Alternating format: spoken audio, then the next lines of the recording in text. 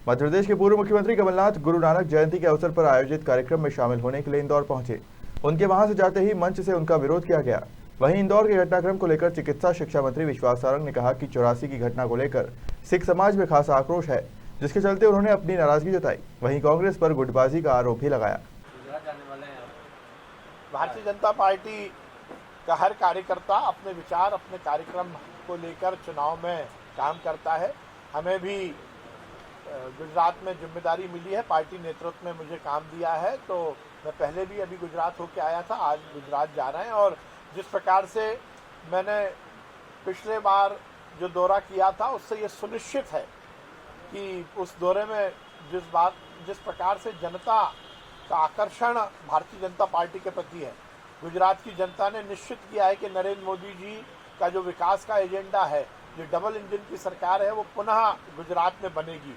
नरेंद्र मोदी जी के नेतृत्व में गुजरात ने जो विकास की गाथा स्थापित की है और जो गुजरात मॉडल केवल देश में ही नहीं पूरी दुनिया में छाया है, विकास और कल्याण की राजनीति को नरेंद्र मोदी जी के नेतृत्व में जिस प्रकार से गुजरात और देश में लागू किया गया है, ये सुनिश्चित है कि गुजरात में भारतीय जनता पार्टी की सरकार बनेगी। 150 के पार भारतीय जनता पार्टी के विधायक जीतेंगे और निश्चित रूप से नरेंद्र मोदी जी, अमित शाह जी और हमारे गुजरात के मुख्यमंत्री भूपेंद्र पटेल जी के नेतृत्व में सरकार भी बनेगी और गुजरात नए आयाम तक पहुंचेगा। पूरे गुजरात में नरेंद्र मोदी जी को लेकर जो आकर्षण है, जो उनके प्रति स्वीकारोक्ति है, वो भारतीय जनता पार्टी को प्रचंड बहुमत से जिताएगी। अब देखिए, ये तो अपनी कुर्सी बचाने के लिए गहलोत जी को कहना ही पड़ेगा, पर गहलोत जी पहले राजस्थान में तो कांग्रेस की स्थिति का आकलन कर ले। राजस्थान में ही डूब चुकी है कांग्रेस और उसमें पलीता लगा रहे हैं सचिन पायलट। इसलिए गहलोत जी राष्ट्रीय नेता बनने की कोशिश ना करें, वो राजस्थान में कांग्रेस की क्या स्थिति, इसकी आकलन और समीक्षा कर लेंगे तो ही उनके भविष्य के लिए ठीक रहेगा। चलिए,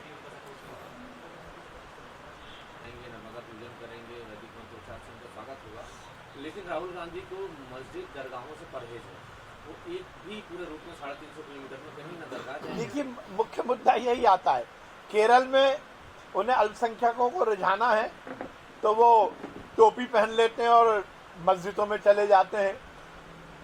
उस व्यक्ति के साथ डायट शेयर करते हैं, उस व्यक्ति के साथ यात्रा करते हैं, उस पादरी के साथ जिन्होंने हजारों हिंदुओं का धर्मांतरण करवाया।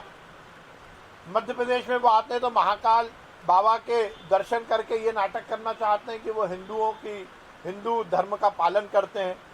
सही मायने में ये जो हर किलोमीटर 2 किलोमीटर पर राहुल गांधी की जो आस्था में परिवर्तन हो रहा है, यही तो सबसे बड़ी दिक्कत है। इससे उनका चेहरा और उनका नकाब और उनका मुखौटा सामने आ रहा है। वो एक बात करे ना, और ठीक है महाकाल बाबा जा रहे हैं, हम तो चाहते हैं कि हर एक व्यक्ति, दुनिया का हर एक व्यक्ति महाकाल बाबा का आशीर्वाद ले, परंतु वो ये भी तो बताएं और इस बात का भी तो खुलासा करें कि पिछली बार जब वो आए थे तो उन्होंने मध्य प्रदेश किसानों का 2 लाख का कर्जा माफ करने का वादा किया था। कांग्रेस की सरकार बनी और एक भी किसान का कर्जा माफ नहीं हुआ। बेरोजगारों को बेरोजगारी भत्ता देने की बात की थी, एक भी युवा को कांग्रेस ने बेरोजगारी भत्ता नहीं दिया। संबल योजना बंद कर दी, आदिवासियों की योजना बंद कर दी। और उसके बाद घूमते फिरते अब क्योंकि चुनाव आने वाले हैं तो राहुल गांधी भी दिख रहे। ये जो कोर्ट के ऊपर जनेऊ पहनकर हिंदू मतावलंबियों को गुमराह करने की जो कोशिश कर रहे हैं, ये चलेगा नहीं। पहले वो ये बताएं कि उस पादरी के साथ वो क्यों बैठे थे जिसने हिंदुओं का धर्म परिवर्तन कराया था। पहले वो ये बताएं कि उनकी यात्रा में उस लड़की को उन्होंने गले क्यों लगाया जिसने पाकिस्तान जिंदाबाद के नारे लगाए थे। वो मध्य प्रदेश आने तो दीजिए, किसान और युवा ही उनसे ये प्रश्न पूछेंगे।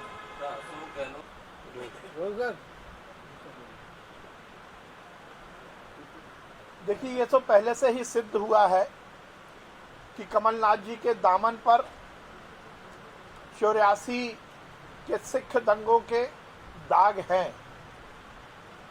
उस समय के तथ्य भी ये कहते हैं और उस समय के चश्मदीद गवाह भी यही कहते हैं। पर इस देश का ये दुर्भाग्य है कि कांग्रेस ने हर समय नरसंहार करने वाले या करवाने वालों को प्रश्रय दिया है संरक्षण दिया है। ये शर्म की बात है कि वो कमलनाथ जी जिन पर सीधे सीधे सिख दंगों के आरोप हैं, वो कांग्रेस के नेता हैं। कांग्रेस उन्हें मुख्यमंत्री बनाती है। पिछली बार जब उन्हें कांग्रेस का अध्यक्ष बनाया गया था, उस समय भी मैंने ये मामला उठाया था। और कल जिस प्रकार से दुखी मन से इंदौर में पावन गुरुद्वारे में संतों ने उनका विरोध किया, तो ये बात सिद्ध होती है कि सिख समाज में इस बात को लेकर कितना रोष, और केवल सिख समाज नहीं, संपूर्ण हिंदू समाज में इस बात को लेकर रोष है कि वो पंथ जिन्होंने हिंदुओं को बचाया, जिन्होंने हिंदुओं की रक्षा की, उनके कत्लेआम करने का काम ऐसे कांग्रेस के नेताओं ने किया था।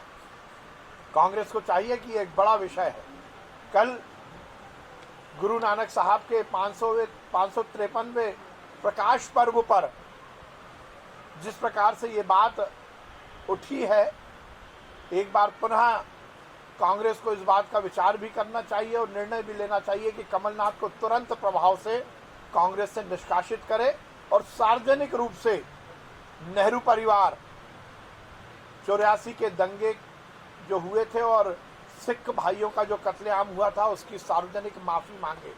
सोनिया गांधी, राहुल गांधी, प्रियंका गांधी को चाहिए कि वो सार्वजनिक रूप से माफी मांगे और राहुल गांधी को तुरंत अपनी यात्रा छोड़कर इस बात का संज्ञान लेना चाहिए कि यदि कल इंदौर में ये घटना हुई है तो ये पूरे की पूरी कांग्रेस पर प्रश्न चिन्ह लगा है और उन्हें चाहिए कि इस बात को लेकर वो सिख समाज से, हिंदू समाज से माफी मांगे और उसका प्रायश्चित करें, कमलनाथ को पार्टी से निकालें।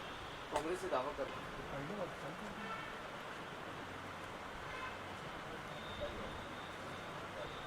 यात्रा में हमला हुआ है और सुरक्षा उस तरीके की मिल नहीं पा रही। देखिए, कोई किसी पर हमला हुआ है नहीं हुआ इस पर मैं कुछ कहना नहीं चाहता, परंतु जैसा जो एंटाइटल है उसको सुरक्षा व्यवस्था दी भी जा रही है। कोई हमला हुआ नहीं है। कांग्रेस ही गुट और गिरोह में बटी हुई पार्टी है। आप देखिए, यात्रा की बैठक होती है, भारत जोड़ने की बात कर रहे हैं और कांग्रेस को तो जोड़ नहीं रहे। टूटी टूटी कांग्रेस, बैसाखी पर चलने वाली कांग्रेस, एक दूसरे को गाली देकर काम करने वाले कांग्रेस के कार्यकर्ता स्वयं ही दंगा कर रहे हैं, स्वयं ही सुरक्षा पर प्रश्न चिन्ह लगा रहे हैं। कल इंदौर की भी हमने घटना देखी, कांग्रेस के नेता खुले रूप से वहां के जिलाध्यक्ष को गाली दे रहे हैं और ये इल्जाम लगा रहे हैं कि कांग्रेस खत्म करने की साजिश हो रही है। तो कांग्रेस और गुट और गिरोह में बटी हुई है, उसको जो असुरक्षा है या खतरा है वो कांग्रेस से ही है। जिस व्यक्ति ने कट्टा निकाला था वो दावा किया जा रहा है कांग्रेस की तरफ से कि वेदल सिंह कंसाना और अभिलाष कंसाना के आदमी है, बीजेपी के कार्यकर्ता है। कोई बीजेपी के कार्यकर्ता नहीं है। अब ये फालतू की बातें की जा रही हैं और इस तरह से अपने फेस सेविंग के लिए कांग्रेस इस तरह की बातें कर रही है। कांग्रेस में ही गुट और गिरोह बटा हुआ है। गोविंद सिंह जी एक ऐसे नेता हैं जो सही बात करते हैं तो उन्हें कोई नेता प्रतिपक्ष मान ही नहीं रहा। वो कमलनाथ जी के वट वृक्ष के नीचे एक पौधे की तरह है, वो डेवलप नहीं हो पा रहे। उन्हें कोई नेता नहीं मान रहा। कोई उनकी बैठकों में हंगामा करता है, कोई पिस्टल निकालता है। ये कांग्रेस की गुटबाजी, इसको इस तरफ, इस बॉल को इस तरफ फेंक कर वो अपनी फेस सेविंग करना चाहते हैं।